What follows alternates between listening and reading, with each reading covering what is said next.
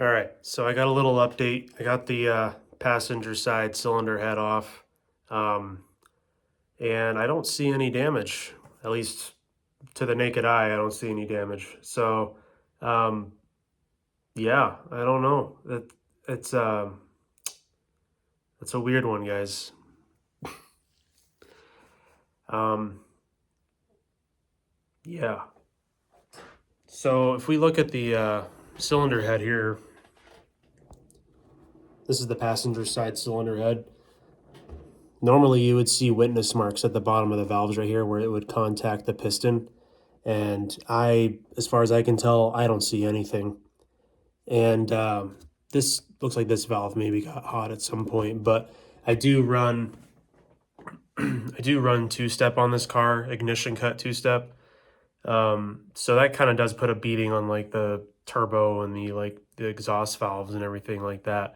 So I think since I got the engine out and halfway torn apart, I think I'm just gonna go ahead and order some new exhaust valves anyways, since that is kind of a wear item if you use that kind of launch control. Um, so I'm gonna go ahead and order some of those anyways and new seals and whatnot. And to be honest, there were a few changes I wanted to make to the car anyways. Um, so, this is kind of my opportunity to do that. But yeah, I mean, the valves look fine, at least as far as my eye can see. I would still pressure check this if I was going to reuse these valves. Because I mean, they could very well be just slightly bent and I won't be able to see a mark on them. But honestly, I don't think they got hit.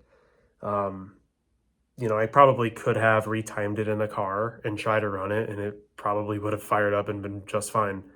But I still can't figure out why it would jump timing like that. I cannot figure that out. Like the tensioner felt okay, all the idler pulleys and everything felt okay, the cog felt fine.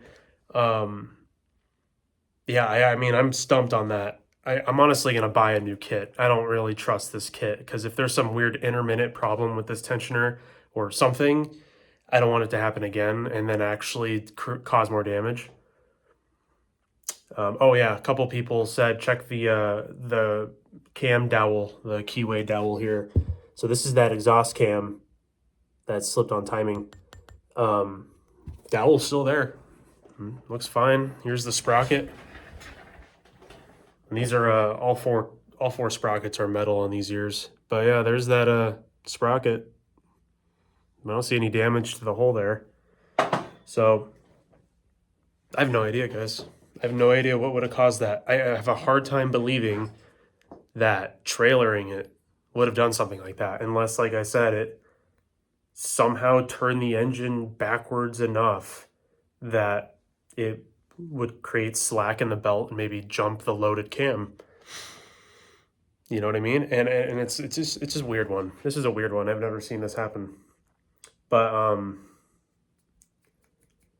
yeah, I mean, because people bump start their manuals all the time. They'll drop the clutch while somebody pushes it down the street, and it spins everything over like, and it'll start the engine up. And most people have never had an issue with that. So I don't see how it being in the trailer, and I know it probably didn't even move at all. So I don't know how it would have even done this. It must have been some really strange anomaly. I don't know, weird stuff. But anyways, I'm not gonna make this rant super long. I just kind of wanted to give some of you guys an update, since I'm sure some of you are curious on it. Oh, here are the pistons. If you look at the pistons, there's no witness mark there on the valve relief for anything. There's the other one. This is the passenger side bank. So my theory too is, if the valves were open while these pistons went up to top dead center, I think these are Wiseco pistons, so they have a larger valve relief than the factory pistons do. So if anything, the larger relief may have actually saved the valves in this case if they were open a little bit. And they definitely were open during the compression stroke because, like I said, when I tried to turn this thing over, it had no compression on this bank at all. So the valves were open. So I mean, I think we may have gotten lucky with this one, but to be honest, I think I'm going to get new valves anyways and just all new seals that I need to replace for this teardown anyways, even though I just put new ones in like a year ago. But since I'm here, I'm going to do that. And the new valves, I'm just going to go ahead and do those because of the two-step. It just puts wear on all that stuff. The exhaust valves in the turbo,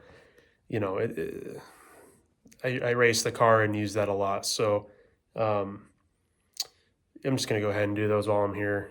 And then I think I wanted to do a few changes to the engine anyways, and this is the best opportunity just to do it now.